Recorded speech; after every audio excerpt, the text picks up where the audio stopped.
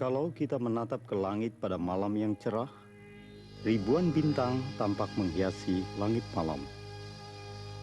Selain bintang-bintang, pada waktu-waktu tertentu, kita pun dapat melihat benda-benda langit lainnya seperti planet-planet, komet, dan meteor. Benda-benda langit tersebut selalu berpindah-pindah di latar belakang bintang-bintang dari waktu ke waktu.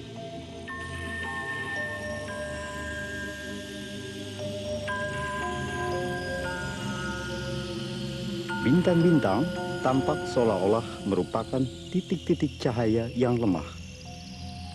Dengan menggunakan teropong bintang atau teleskop, bintang-bintang akan tampak lebih terang oleh karena teropong bintang menguatkan cahaya bintang-bintang.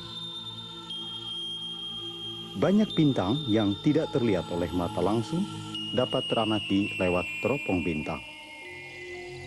Dengan teropong yang lebih besar lagi, kita dapat mengamati bintang-bintang yang lebih lemah cahaya. Pada umumnya, bintang-bintang lemah cahaya merupakan bintang-bintang yang sangat jauh. Selain bintang-bintang, teropong bintang dapat juga dipakai untuk mengamati keberadaan awan gas dan debu yang tersebar di antara bintang-bintang. Awan gas dan debu ini disebut materi antar bintang atau zat antar bintang.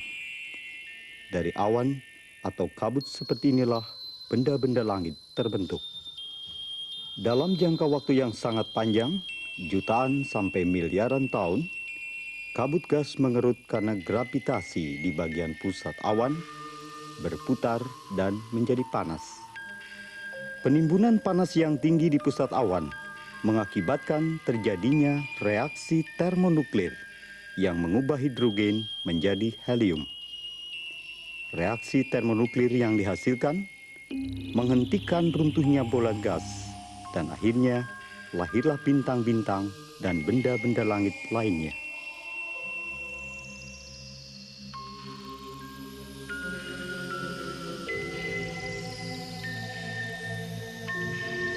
Bintang-bintang tidak berdiri sendiri-sendiri, tetapi satu sama lain terikat pada suatu susunan atau kelompok tertentu karena adanya gaya gravitasi.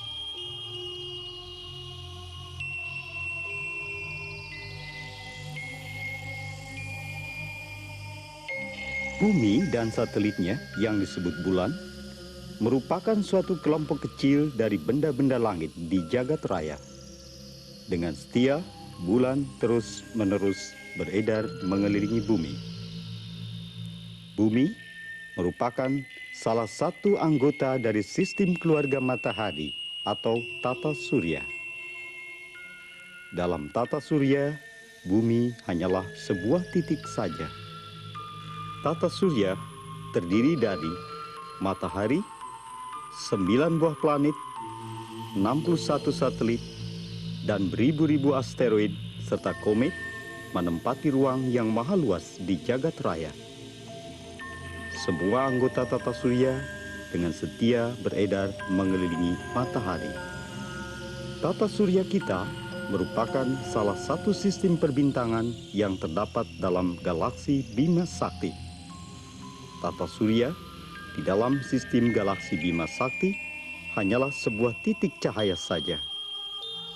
Dalam galaksi Bima Sakti terdapat kurang lebih 200 miliar bintang. Di jagat raya terdapat berjuta-juta galaksi. Galaksi adalah kelompok jutaan sampai miliaran bintang, planet, gas dan debu yang bergabung karena gaya gravitasi satu sama lain. Hampir semua galaksi tidak dapat kita lihat dengan mata telanjang. Jika kita lihat dengan teleskop, bentuk galaksi bermacam-macam. Edwin Hubble mengklasifikasikan galaksi-galaksi menurut bentuknya ke dalam 4 bentuk utama, yaitu galaksi berbentuk elips,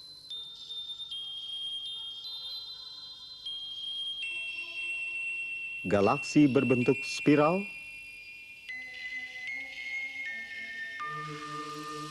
Galaksi berbentuk spiral berbatang. Galaksi tidak beraturan. Galaksi berbentuk elips terbagi ke dalam kelas-kelas. Galaksi elips yang paling bulat bentuknya disebut E0. Galaksi berbentuk elips menurut derajat kepepatannya, mulai dari E1 sampai E7. Galaksi elips meliputi kurang lebih 18% dari semua galaksi. Galaksi ini mempunyai struktur yang halus pada suatu pusat yang terang sampai tepi yang batasnya tidak begitu jelas. Contoh, galaksi NGC atau New General Catalog 4278 termasuk kelas E1. Galaksi NGC 4406 termasuk kelas E3, dan galaksi NGC 3115 termasuk kelas E7. 60% dari semua galaksi termasuk tipe spiral. Galaksi ini kelihatan bagaikan pusaran api raksasa yang berjubel padat pada intinya, dan lengan-lengan spiral berputar keluar dari pusatnya. Contoh, galaksi Bima Sakti, galaksi Andromeda atau M31, galaksi Roda Biru atau M33. Galaksi berbentuk spiral terbagi ke dalam 3 bentuk dasar, yaitu SA, SB, dan SC. Galaksi spiral berbatang meliputi lebih kurang 18% dari semua galaksi di jagat raya. Berdasarkan bentuk lengannya, galaksi spiral berbatang dibagi ke dalam 3 kelas. Pertama, kelas SBA. Contohnya galaksi NGC 175. Kedua, kelas SBB, contohnya galaksi NGC 1300. Ketiga, kelas SBC, contohnya galaksi NGC 1073. Galaksi tidak beraturan jumlahnya sangat sedikit, yaitu 4%. Galaksi ini mengandung kabut gas yang bergejolak dan bintang-bintang biru yang cemerlang. Sebagian kecil di antaranya berisi sedikit kabut gas dan bintang-bintang merah yang tua. Contohnya, galaksi Magellan Besar. Salah satu pemandangan yang paling menarik di langit malam adalah bentangan Bima Sakti. Sinarnya yang redup kelihatan bagaikan embun tipis yang membentang dari arah utara ke selatan. Dengan bantuan teleskop, dapat kita lihat bahwa ternyata embun tipis tersebut adalah gabungan cahaya bintang-bintang yang sangat jauh. Menurut cerita dongeng, Bima Sakti adalah susu yang tercecer di langit ketika Juno menyusui anaknya Hercules. Menurut cerita di negara kita, bentangan putih ini tampak mirip seperti pantulan kali Serayu yang berkelok-kelok. Sedangkan pada daerah gelapnya, mirip seperti kaki sang Bima yang sedang bertarung dengan ular. Galaksi Bima Sakti atau Milky Way pernah juga disebut dalam susunan Kaptein. Kaptein pernah mengatakan bahwa matahari berada di tengah-tengah susunan Bima Sakti. Berdasarkan penyelidikan mutakhir, Bima Sakti berbentuk keping roda cakram dengan porosnya sebagai inti sistem. Diameter Bima Sakti di ekuator kurang lebih 100.000 tahun cahaya. dan tebalnya pada bagian inti kurang lebih 15.000 tahun cahaya. Struktur sistem galaksi adalah struktur spiral dengan massa kurang lebih 200 miliar bintang. Matahari berada pada jarak 30.000 sampai 35.000 tahun cahaya dari pusat sistem galaksi. Bima Sakti menunjukkan gerak rotasi pada intinya. Galaksi Bima Sakti dengan galaksi lain di dekatnya membuat suatu gugus yang disebut kelompok lokal. Anggota utama dari gugus galaksi ini adalah Bima Sakti dan Andromeda. Galaksi Andromeda berjarak kurang lebih 2 juta tahun cahaya, berbentuk spiral yang terdiri dari 7 lengan, intinya sangat terang dan di sekitarnya tampak gugus bintang yang sudah tua. Anggota galaksi kelompok lokal diantaranya adalah awan Magellan besar berbentuk tidak beraturan, jaraknya 160.000 tahun cahaya dan diameter 30.000 tahun cahaya. Awan Magellan kecil berbentuk tidak beraturan, jaraknya 180.000 tahun cahaya dan diameter 25.000 tahun cahaya. Ursa Minor berbentuk elips, jaraknya 220.000 tahun cahaya dan diameter 3.000 tahun cahaya. Sculptor berbentuk elips, jaraknya 270.000 tahun cahaya dan diameter 7.000 tahun cahaya. Draco berbentuk elips, jaraknya 330.000 tahun cahaya dan diameternya 45.000 tahun cahaya. Fornax berbentuk elips, jaraknya 800.000 tahun cahaya dan diameternya 15.000 tahun cahaya. Di luar galaksi kelompok lokal, terdapat galaksi-galaksi lain. Di antaranya, galaksi dolar perak atau silvery coin berupa galaksi pipi NGC 253 kira-kira sejauh 13 juta tahun cahaya. Galaksi pusaran air atau M51 berbentuk spiral yang berjarak 14 juta tahun cahaya. Bintang-bintang yang bertebaran di langit hanya sekitar 5.000 buah bintang yang dapat dilihat tanpa alat optik. Tidak semua bintang dapat kita lihat, tergantung pada tempat kita di bumi. Bintang yang cahayanya lemah akan lebih mudah dikenal sebagai bagian rasi bintang atau konstelasi bintang. Bintang-bintang dikelompokkan ke dalam 88 rasi bintang. Di belahan langit utara, tersebar tidak merata sebanyak 41 buah rasi bintang. Di belahan langit selatan, ada sekitar 47 buah rasi bintang. Nenek moyang kita pada zaman dulu telah memberi nama rasi-rasi bintang dengan nama-nama binatang dan makhluk mitos menurut kepercayaan mereka.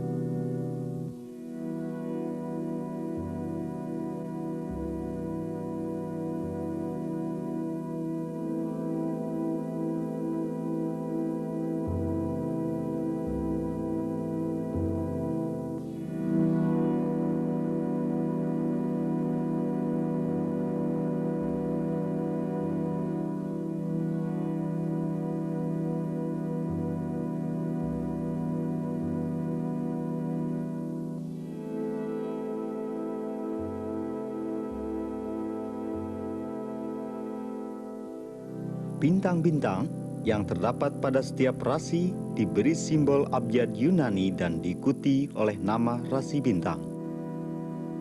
Bintang yang paling terang di rasi Ursa Mayor diberi tanda alfa dan diberi nama Alpha Ursa Majoris. Yang kedua, beta, kemudian gamma, delta, epsilon, dan seterusnya. Selain nama-nama menurut abjad, pada beberapa bintang tertentu diberi nama tersendiri, seperti bintang Sirius untuk bintang Alpha Canis Majoris, bintang Spica untuk bintang Alpha Virginis, bintang Vega untuk bintang Alpha Lyrae.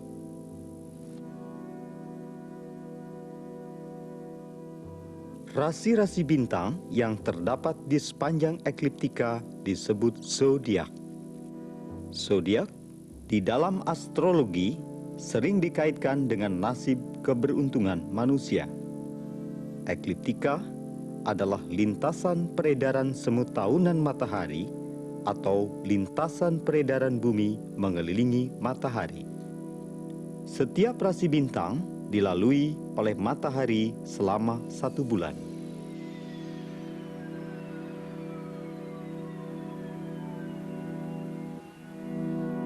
Rasi Biduk merupakan rasi bintang yang paling dikenal di langit utara dengan bintang 7-nya. Bintang 7 merupakan suatu kelompok bintang yang tersusun dalam bentuk bajak atau gayung air.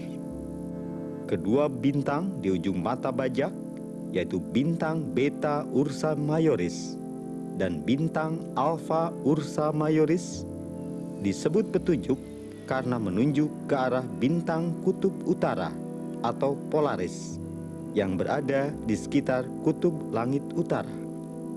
Jika dilihat dari khatulistiwa, kutub langit utara berimpit dengan titik utara. Di belahan langit selatan, terdapat sekelompok bintang yang terdiri dari 4 buah bintang. Kelompok bintang ini dinamakan rasi bintang pari atau bintang layang-layang atau Crux, dengan menarik garis diagonal antara bintang Gamma Crucis dan bintang Alpha Crucis, maka titik potongnya menunjuk ke kutub langit selatan.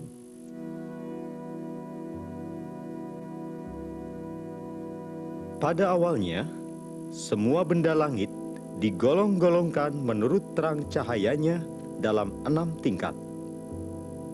Bintang yang terang justru digolongkan ke dalam tingkat yang rendah, yaitu tingkat yang disebut tingkat 1 magnitudo. Bintang yang lebih suram dari tingkat pertama digolongkan ke dalam tingkat kedua, selanjutnya ketiga, keempat, dan seterusnya. Hasil penelitian ternyata menunjukkan 2 buah bintang yang mempunyai perbedaan tingkat terang 1 mempunyai selisih kecerlangan sebesar 2,51 kali. Perhatikan contoh berikut ini.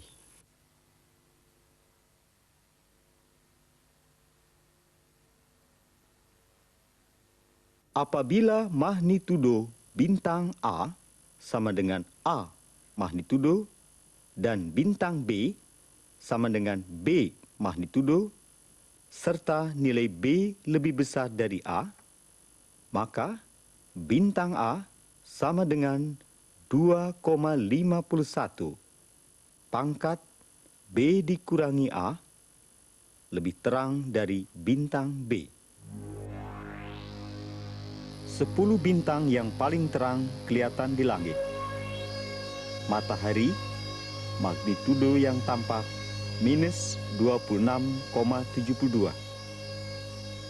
Sirius atau Alpha Canis Majoris, magnitudonya minus 1,47. Canopus atau Alpha Carinae, magnitudonya minus 0,73.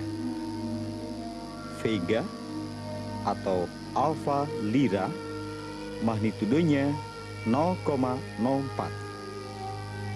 Arcturus atau Alpha Bootis, magnitudonya 0,06.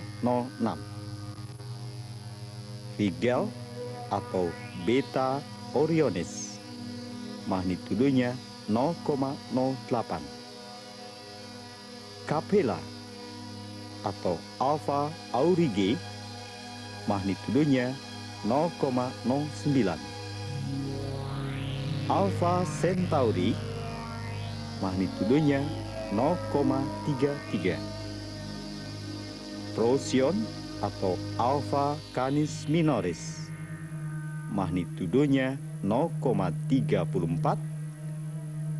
Aegnar atau Alpha Eridani, magnitudonya 0,47. Bintang dan benda langit lainnya merupakan penghuni dari suatu galaksi. Dengan menggunakan teleskop, kita dapat mengamati bintang-bintang dan benda langit lainnya lebih teliti.